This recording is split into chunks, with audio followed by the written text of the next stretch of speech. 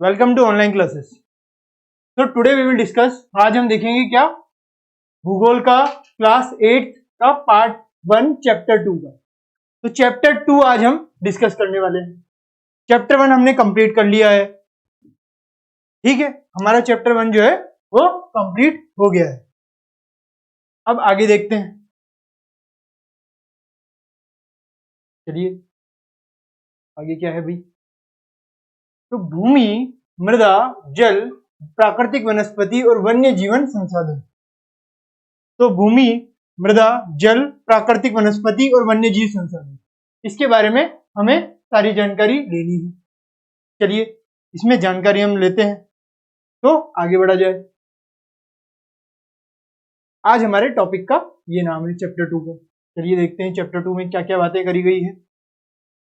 तो आपको ये उदाहरण दिया गया है, यहाँ पे आपको एक उदाहरण से समझना होगा कि किस तरीके से ये भूमि, जल, मृदा, प्राकृतिक वनस्पति और वन्य जीव संसाधन जो है वो कार्य करते हैं। तो ये हमें देखना होगा। चलिए देखते हैं क्या कार्य करते हैं भाई। तो सबसे पहले इस एग्जाम्पल को देखते हैं, उदाहरण को देखते हैं। तो तंजानिया जो कहाँ पे, अफ्रीका में, एक छोटे से गांव में मांबा पानी लाने के लिए प्रातः शीघ्र उगती है।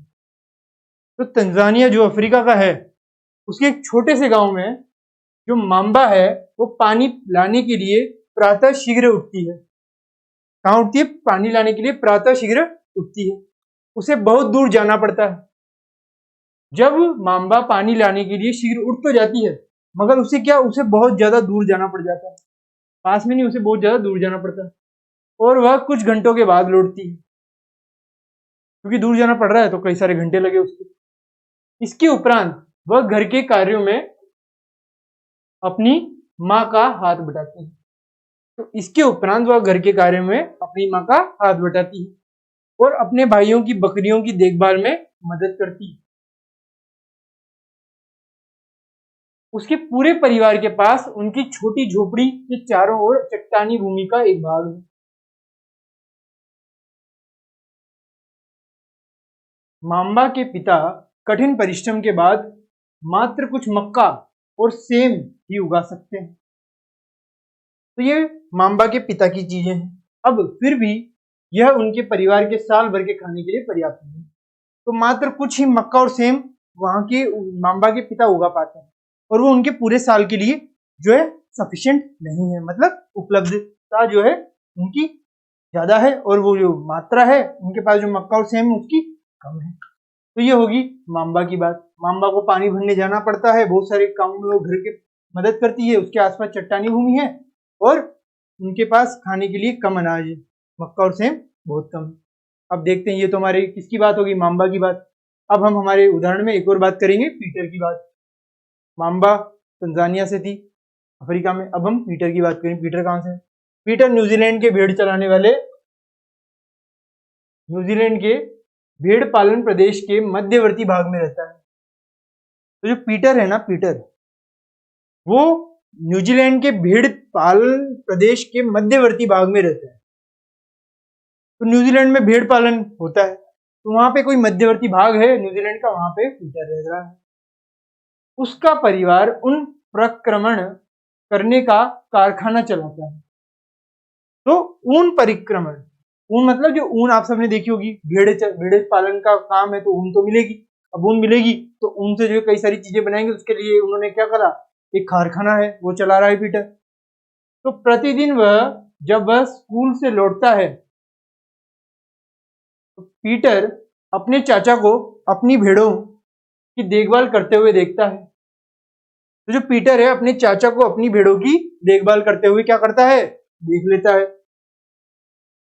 तो उनका भेड़ों का बाड़ा कुछ दूरी पर पहाड़ियों से लगे हुए एक विस्तृत घास के मैदान पर स्थित है। और उनका जो ये भेड़ों का बाड़ा है, बाड़ा मतलब कई सारी जगह पे भेड़ें होती है, तो कुछ दूरी पर पहाड़ियों से लगे हुए एक विस्तृत घास के मैदान पर स्थित है, जहां पे भेड़ों को चराने जाते हैं, वो इस तरीके से घास के मैदान पर स्थित है ना। यहाँ नवीनतम प्रौद्योगिकी का उपयोग करते हुए एक वैज्ञानिक विधि से इसका प्रबंध किया जाता है, ये जो बाड़ा है उसमें चराने का। तो पीटर का परिवार जैविक कृषि द्वारा सब्जियां भी उगाता है। तो पीटर का परिवार जो सब्जियां भी उगाता है भेड़ों का पालन भी करता है, कारखाना चलाता है उनका भेड़ों की वजह से, और सब्जियां ये सारी चीजें भी उगाता है। तो देखा पीटर क्या क्या करता है। तो ये होगी पीटर की बात। अब हमने क्या करी थी, माम्बा की बात कर ली और पीटर की बात, दोनों की बातें देख ली क्या क्या कर रहे हैं दोनों। तो पीटर क्या करता है, पीटर करता है भेड़ों का पालन, ऊन का कारखाना चला रहा है उसके घर में, और ये सारी जैविक कृषि से सब्जियां उगा रहे हैं। और माम्बा का हमने देखा उनके परिवार में बहुत ज्यादा गरीबी है, वो बहुत ज्यादा उन्हें दूर सब्जियां फल लाने में बहुत ज्यादा समय लगता है, और उगाते भी बहुत कम है, वो मक्का और सेम बहुत कम उगाते हैं। तो ये दो स्थितियां हैं। अब देखते हैं, तो माम्बा और पीटर विश्व के दो विभिन्न स्थानों में रहते हैं, एक रहता है अफ्रीका में, एक रहता है न्यूजीलैंड में, और उनके जीवन व्यतीत करने में बहुत अंतर है, दोनों अलग अलग जीवन व्यतीत कर रहे हैं। यह भिन्नता भूमि की गुणवत्ता, मृदा, जल, प्राकृतिक वनस्पति, प्राणियों और प्रौद्योगिकी के उपयोग की भिन्नता के कारण है। तो इनकी ये स्थिति क्यों है कि जो माम्बा है वो तो दयनीय स्थिति में, और पीटर जो है वो बड़ी समृद्ध स्थिति में। तो इसका कारण क्या है, इसका कारण है कि माम्बा जहां पे रहती है वहां की भूमि की गुणवत्ता अलग है, मृदा अलग है, जल अलग है, वनस्पति अलग है, प्राणी वहां पे अलग तरीके के रहते हैं, और प्रौद्योगिकी जो उनके पास है वो भी अलग अलग है। तो ये प्रौद्योगिकी जैसे पीटर के पास ज्यादा थी, तो इस वजह से उन्होंने कारखाने और कई तरीके की चीजें जो जैविक कृषि से कर ली, मगर माम्बा के पास, परिवार के पास ऐसा कुछ नहीं है। तो ये भिन्नता के कारण हुआ, इन सब भिन्नता के कारण जो हमारे चैप्टर में भी है कि हमारे ये सारे कारक हमें पढ़ने हैं। चलिए, तो इन स्थानों का एक दूसरे से भिन्न होने का मुख्य कारण इस प्रकार के संसाधनों की उपलब्धता है। इस प्रकार के संसाधन कितनी मात्रा में उपलब्ध है वो हमें बताता है। ये दोनों भिन्न है, और स्थान भिन्न है तो वहां के तरीके भी भिन्न है रहने के। तो संसाधनों की उपलब्धता को बताता है कि कहां कहां के जिस तरीके के संसाधन उपलब्ध होंगे उस तरीके का ही हम व्यवहार करेंगे। ठीक है, यहां तक कोई दिक्कत नहीं है। अब हम यहाँ पे एक तथ्य देख लेते हैं, एक ज्ञानवर्धक बात यहाँ पे देख लेते हैं। वो क्या कि विश्व की 90% जनसंख्या भूमि क्षेत्र के 30% भाग भर ही रहती है। तो विश्व की जो 90% जनसंख्या है ना हमारी, वो जनसंख्या भूमि क्षेत्र के 30% भाग पर ही रहती है। तो जैसे जनसंख्या कितनी है, 90%, जो ये पूरे जो पृथ्वी है, विश्व है, उसकी जो जनसंख्या है 90%, उसकी इस जनसंख्या की कितनी 90% जनसंख्या जो है वो भूमि क्षेत्र में रहती है, मतलब लैंड या भूमि में पे रहती है। भूमि पर कितने प्रतिशत रहती है, 30%, मतलब 90% जनसंख्या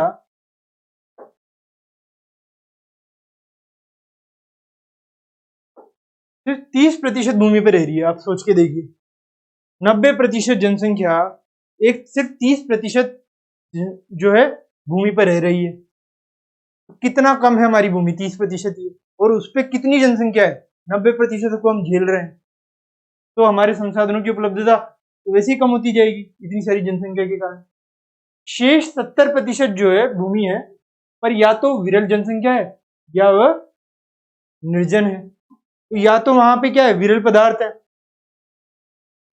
वहां पे या तो कोई ऐसी चीजें हैं कि हम वहां नहीं रह सकते, या फिर निर्जन है, वहां पे हमारा जीवन संभव नहीं है। बाकी 70%, तो सिर्फ 30% भूमि पर हमारी पूरी जनसंख्या जो है निर्भर कर रही है। क्यों, क्योंकि बाकी भूमि पर हमें वो सारे संसाधन नहीं मिलते हैं जो सिर्फ 30% हमारी भूमि पर मिलते हैं। ठीक है, यहां तक समझने में आया सबको, कोई दिक्कत, कोई परेशानी, कुछ नहीं। तो यहां तक सबको आगे समझने में, चलिए आगे बढ़ते हैं। अब हम हमारे मेन टॉपिक पर आते हैं, वो है भूमि। सबसे पहले हम भूमि को पढ़ेंगे कि भूमि को किस तरीके से हम जान सकते हैं। चलिए देखते हैं। तो सभी महत्वपूर्ण प्राकृतिक संसाधनों में भूमि भी शामिल है। भूपृष्ठ के कुल क्षेत्रफल का लगभग 30% भाग भूमि है, और जो भू क्षेत्रफल है उसका 30% भाग क्या है, भूमि है। यही नहीं, इस थोड़े से प्रतिशत के भी सभी भाग आवास योग्य नहीं। तो यहाँ पे क्या पता लगाना है भूमि के बारे में कि सभी महत्वपूर्ण प्राकृतिक संसाधनों में भूमि जो है शामिल है। भूमि है एक महत्वपूर्ण संसाधन। भूपृष्ठ के कुल क्षेत्रफल का लगभग 30% भाग भूमि है, जो हमने वहां पे देखा था कि आप जानते हैं, यहाँ पे बात करी गई भूमि के बारे में। यही नहीं, इस थोड़े से प्रतिशत के सभी भाग आवास योग्य नहीं है। ये 30% भूमि है जहां पे जनसंख्या रह रही है, इनमें से भी कई भाग है जहां पे आवास हमारा नहीं हो सकता। तो मुख्यतः भूमि और जलवायु के भिन्न भिन्न लक्षणों के कारण विश्व के विभिन्न भागों में जनसंख्या का वितरण असमान पाया गया है। तो भूमि और जलवायु अलग अलग होती है हर जगह। भारत में अलग है, यूएसए में अलग है, चाइना में, चीन में अलग है। तो ये हर जगह अलग अलग पाई जाती है, असमानताएं रहती है। कहीं पर तो उबड़ खाबड़ भूमि होगी, कहीं पर स्थलीकृत भूमि होगी, कहीं पर्वतों के तीव्र टीले होंगे भूमि पे, या फिर जलाकृत संभावित निम्न क्षेत्र होंगे, कहीं भूमि पे मरुस्थल होंगे, जैसे राजस्थान में रेगिस्तान आप सबने सुना होगा। सघन वन क्षेत्र सामान्यतः विरल अथवा निर्जन है, और जो सघन वन है, मतलब वन मतलब जंगल, वन क्षेत्र है, वो सामान्यतः विरल अथवा निर्जन है, मतलब वहां पे जीवन जो है बहुत ही कम है। तो ये हमारी भूमि पे इस तरीके की चीजें होती है। ठीक है, सबको समझने में आया? आगे चलते हैं। उर्वर मैदानों और नदी घाटियों में कृषि के लिए उपयुक्त भूमि उपलब्ध है। तो उर्वर मैदानों और नदी घाटियों में कृषि के लिए उपयुक्त भूमि है, उपयुक्त भूमि जो है उपलब्ध है। तो जो हमारे उर्वर मैदान है और जो नदी घाटियां हैं, जो हमारी गंगा, ब्रह्मपुत्र, ये नदियां हैं, वहां पे कृषि के लिए उपयुक्त भूमि है। क्यों? देखिए आप, हमारा जो है यूपी, आप यूपी के बारे में सोचिए, वहां पे कितनी सारी नदियां है, गंगा है, यमुना है, तो ऐसी नदियां हैं, तो वहां पे हम कृषि इस वजह से अच्छी तरह से कर सकते हैं, क्योंकि वो कृषि योग्य भूमि है। इसलिए ये स्थान विश्व के सघन बसे क्षेत्र हैं, और इसीलिए ऐसे स्थान जो है वहां पे ज्यादा से ज्यादा जनसंख्या रहना चाहती है। क्यों? क्योंकि अगर ज्यादा से ज्यादा जनसंख्या रहेगी तो उन्हें खाना चाहिए। अब खाने के लिए कृषि करनी पड़ेगी। अब कृषि करने के लिए भूमि ऐसी नहीं होनी चाहिए जहां पे कृषि हो सके, और वो भूमि ऐसी है हमारी यूपी वाली जहां पे कृषि हो सकती है। इस वजह से हमारी जनसंख्या भी उसी की सबसे ज्यादा अधिक है। ठीक है, तो ये हमारा हो गया भूमि। तो ये हमने पढ़ लिया कि भूमि के बारे में, कि भूमि किस तरीके से होती है, कहां तक हमारी भूमि में जो है हम रहते हैं। तो 30% भाग भूमि है, और बाकी का क्या है? बाकी का ओशन। 30% भाग तो हमारी भूमि है और बाकी हमारे ओशन हो गए। ठीक है, जो 70% बचा है वो क्या है? जल है। आप सब जानते हैं, जब हम दूर से देखते हैं पृथ्वी, जल नीली क्यों दिखती है? क्यों? क्योंकि हमारे पास जल है। अब जल होगी तो नीली दिखेगी। चलिए आगे चलते हैं। ये हमारी भूमि हो गई। अब हम देखेंगे इस भूमि के उपयोग, कि भूमि को हम किस किस तरह से उपयोग में ला सकते हैं। चलिए देखते हैं। भूमि का उपयोग विभिन्न कार्यों के लिए किया जाता है, जैसे कृषि, वानिकी, खनन, सड़कें बनाने में, उद्योगों की स्थापना करने में, इन सब चीजों में इसका उपयोग किया जाता है। ये देखिए, ये आपको जो शहर दिख रहा है, इस शहर में सड़कें हैं, कई सारे उद्योग हैं, कई सारी बड़ी बड़ी इमारतें हैं। तो ये सब जो है भूमि पे बनी हुई है, तो ये भूमि का उपयोग है। ठीक है, आगे देखते हैं। साधारणतः इसे भूमि उपयोग कहते हैं। आपसे पूछा जा सकता है कि भूमि उपयोग किसे कहते हैं, यहाँ से लेकर यहाँ तक बता सकते हैं। भूमि का उपयोग हम इस तरह से कर सकते हैं, कई जगहों पे सड़कें, उद्योग, कृषि, वानिकी, खनन, इन सब चीजें जहाँ जहाँ पे होती है वो भूमि के उपयोग है, कि जहाँ यहाँ हम भूमि का उपयोग कर सकते हैं इन चीजों में। तो आपकी परिभाषा आ गई, आपको 1 नंबर में पूछा जा सकता है कि भूमि उपयोग बताइए, तो आप ये लिख देंगे, आपको आंसर उत्तर के आराम से नंबर मिल जाएंगे। ठीक है, तो ये कोई शहर है ऑस्ट्रिया का। ठीक है, ऑस्ट्रिया एक यूरोप का देश है, उसका एक शहर है साल्जबर्ग नाम से। चलिए, हमने ये समझ लिया कि भूमि को किस किस तरह से हम उपयोग में ला सकते हैं, सड़कें, शहर इस तरीके से बनाने में। अब चलिए आगे चलते हैं। अब हम देखेंगे चयनित देशों में भूमि उपयोग। अभी हमने ये देख लिया कि भूमि उपयोग कई तरीके से कर सकते हैं, सड़कें बना सकते हैं, शहर बना सकते हैं, हम वहां पे खनन कर सकते हैं, हम वहां पे खेती कर सकते हैं, कृषि कर सकते हैं, ये सब हमने देख लिया।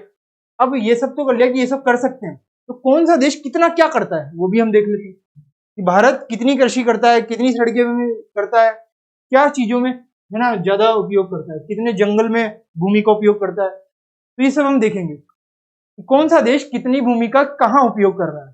चलिए देखते हैं, एक बार एक एक करके देखते हैं। सबसे पहले हम देखेंगे ऑस्ट्रिया को। क्या है? ऑस्ट्रिया। ऑस्ट्रिया जो है फसल बनाने के लिए भूमि का सिर्फ 6% उपयोग करता है। अपनी भूमि का सिर्फ 6% वो फसलें उगाने में उपयोग करता है। और वो चरागाह में कितना? 56% जो है वो चरागाह करता है, ताकि जो उनके जीव जंतु हैं, जो उनके पालतू जानवर हैं, उनको कई सारा पोषण मिले और वो अच्छी तरह से उन्हें जो उत्पाद है वो दे पाए। और वन में कितना भूमि का उपयोग करता है? 14%। ये ऑस्ट्रिया की बात हो गई। अब ब्राजील की बात देखते हैं। ब्राजील कितना करता है भाई? ब्राजील देखिए, ये फसल उगाने के लिए भूमि का ज्यादा उपयोग करता है, 9%। ऑस्ट्रिया से अपनी भूमि जितनी भी है इसकी, उसका 9% जो है ये फसलें उगाने में करता है भूमि का उपयोग। सिर्फ 20% चरागाह में। और वन में करता है सबसे ज्यादा। इसमें देखिए, जापान के बाद जो है ये करता है ब्राजील।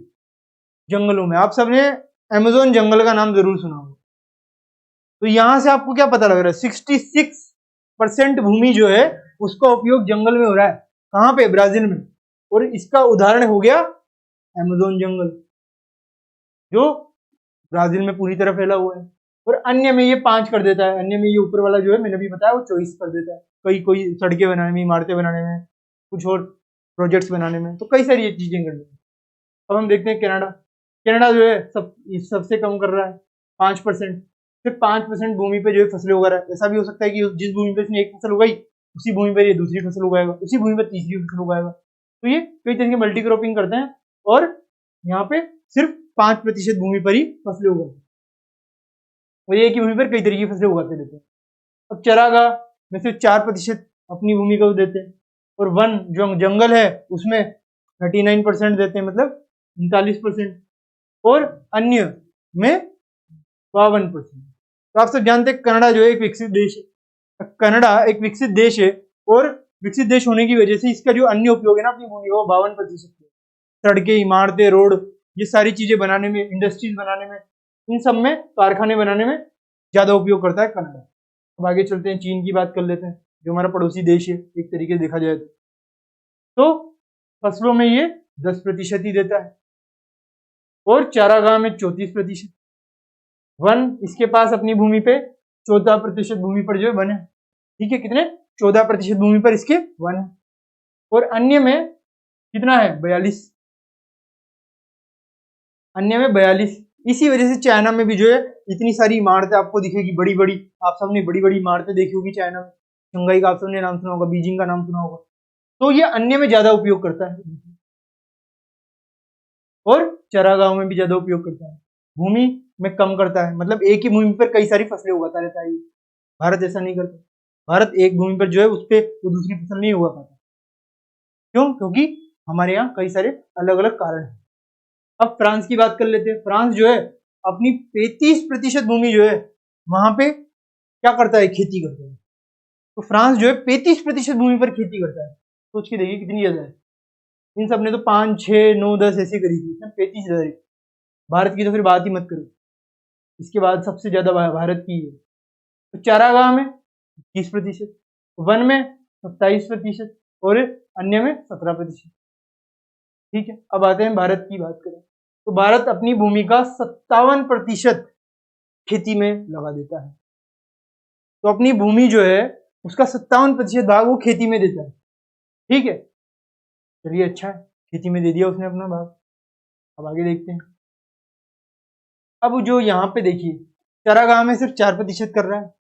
मतलब जो इतने सारी भूमि में खेती हो रही है और उनके जो पशु जानवर हैं उनको चराने के लिए वो जो भूमि है उसमें सिर्फ 4% भूमि का उपयोग कर रहे हैं। इससे पता लग रहा है कि वो चराने में कितना कम यूज कर रहे हैं, और उसकी वजह से जो पोषण है मिलना चाहिए जानवरों को वो कम मिल पाए। और वन 22% है। ठीक है, और अन्य में हम सिर्फ 17% उपयोग करते हैं। इस वजह से हमारा जो है बैलेंस में है। हमारा इतनी इमारतें भी नहीं है और इतने ज्यादा कम जंगल नहीं है। तो ये सारी चीजें बैलेंस में हमने सारी चीजें कर रखी है, सिर्फ चारागाह में कम देते हैं। अब जापान की बात करें वो 12%, ये 2, ये सब 67। देखिए सबसे ज्यादा वन कहाँ है? जापान में है। अपनी प्रतिशत का भूमि, ये 67% भूमि जो है उस पर वन है इनके। अब जापान की भूमि तो कम है, बट उसका 67% वो वन में देता है। और फिर ये 19। फिर रूस रूस का तो सिर्फ 8%, ये 5, ये 44, ये भी 44, फिर यूनाइटेड किंगडम यूके 29, 46, 10, 16, फिर यूएसए संयुक्त राज्य अमेरिका 21, 26, 32, 31, 21। और विश्व, अगर हम विश्व की बात करें तो 11, 26, 31, 32, इन सबका औसत है। ठीक है, आपको सब सिर्फ इसमें एक चीज का याद रखना है, वो क्या है? भारत। भारत का याद रख लीजिए, काफी। ठीक है, ये हमने यहाँ पे देख लिया। चलिए आगे चलते हैं। अब वापस से हमारे उदाहरण पे आ जाते हैं। भूमि का उपयोग कर रहे हैं हम जी, तो इसमें एक उदाहरण देखते हैं। चलिए आप और मैं दोनों मिलके देखते हैं क्या है। आप मांबा और पीटर के परिवारों के भूमि उपयोग के विभिन्न तरीकों की सूची बनाइए कि मांबा ने अपनी भूमि का कहां कहां पे उपयोग किया, वो आप सूची बना लीजिएगा। और पीटर ने कहां कहां उपयोग किया, वो भी आप सूची बना ली। पीटर ने क्या क्या किया था? भेड़ों को चराने जा रहा था, कारखाने बनाए थे। भूमि का किस किस तरह से उपयोग किया उन्होंने? अपने वेजिटेबल्स, कई सारी सब्जियां उगाई उन्होंने, जो कृषि करी, तो ये सारी चीजें उन्होंने अपनी भूमि पे दी। तो वो सब आपको बताना होगा, जैसे अभी मैंने आपको बताया वही आपको लिखना है। ये आपका एक तरीके से होमवर्क हो गया कि भूमि उपयोग में आप क्या क्या कर सकते हैं। ठीक है, ये आप बता दीजिए। अब आगे देखते हैं, ये आपका होमवर्क है, आप सबको करना है। अब चलिए, तो भूमि का उपयोग भौतिक कारकों द्वारा निर्धारित किया जाता है। जो भूमि का उपयोग है वो भौतिक कारक, भौतिक कारक मतलब जो हमारी पृथ्वी पे ही है वो वाले कारक द्वारा निर्धारित किया जाता है। वो कौन से कारक हैं भाई? स्थलाकृति, हो सकता है कि अपना जो स्थल है उसमें इस तरीके की आकृति हो, इस तरीके की हो, इस तरीके की हो, कई तरीके की आकृतियों में हमारी भूमि हो सकती है। मृदा, हमारी सॉइल अलग हो सकती है। जलवायु, हमारा क्लाइमेट अलग हो सकता है। खनिज, जितने मिनरल्स हैं हमारे, लोहा हो गया, ये सोना हो गया। और जल की उपलब्धता, जल भी बहुत ज्यादा जरूरी है। तो ये सब कारक हैं हमारे भौतिक कारक जो भूमि के उपयोग को निर्धारित करते हैं। आपको पूछा जा सकता है कि कौन से कारक हैं भौतिक कारक जो भूमि का उपयोग निर्धारित करते हैं? तो स्थलाकृति, मृदा, जलवायु, खनिज और जल की उपलब्धता, ये हमारे भौतिक कारकों को करते हैं। अब चलिए आगे चलते हैं। मानवीय कारक जैसे जनसंख्या, प्रौद्योगिकी भी भूमि उपयोग प्रतिरूप के लिए महत्वपूर्ण निर्धारक है। कैसे? अब जनसंख्या और भूमि ये मानवीय कारक है। भौतिक कारक तो जो हमारे नेचर में, एनवायरमेंट में जो थे, प्रकृति में जो थे वो बता दिए। अब ये मानवीय कारक, मानव की वजह से जनसंख्या बढ़ सकती है, टेक्नोलॉजी या प्रौद्योगिकी नई नई आ सकती है, तो उससे भी हमारी भूमि का उपयोग हम कर सकते हैं। टेक्नोलॉजी बढ़ी तभी तो इतनी बड़ी बड़ी इमारतें आई, जनसंख्या बढ़ी तो उनके लिए हमने घर बनाए। तो ये सारी चीजें, घर कहाँ पे बनेगा? घर तो भूमि पे ही बनेगा। ऐसा तो नहीं है घर अपन समुद्र में बना देंगे, डूब जाएगा। तो बनाना तो भूमि पे ही पड़ेगा, तो भूमि पे ही उपयोग होता है इस तरीके से। चलिए, भौतिक कारक और मानवीय कारक हमने देख लिए, आगे चलते हैं। निजी भूमि और सामुदायिक भूमि के आधार पर भी भूमि को बांटा जा सकता है। निजी भूमि मतलब मेरी भूमि, आपकी भूमि, किसी की भूमि, ये सब प्राइवेट लैंड आप सबने सुना होगा, तो निजी भूमि की बात करें। तो सामुदायिक भूमि कोई कम्युनिटी की भूमि है। आप सबने बड़े बड़े फ्लैट्स देखे होंगे, एक बिल्डिंग होती है, जैसे कि कोई नाम दे दिया स्वालका, जो स्वामित्व फ्लैट्स, तो ये सारे नाम दे दिए वजह से, तो वहां पे एक कम्युनिटी बना के वो जितने फ्लैट्स में रहने वाले लोग हैं वो एक दूसरे कम्युनिटी बनाते हैं, और उस भूमि पे जितने भी लोग रहते हैं उन सबके आधार पर भूमि को हम बांट सकते हैं।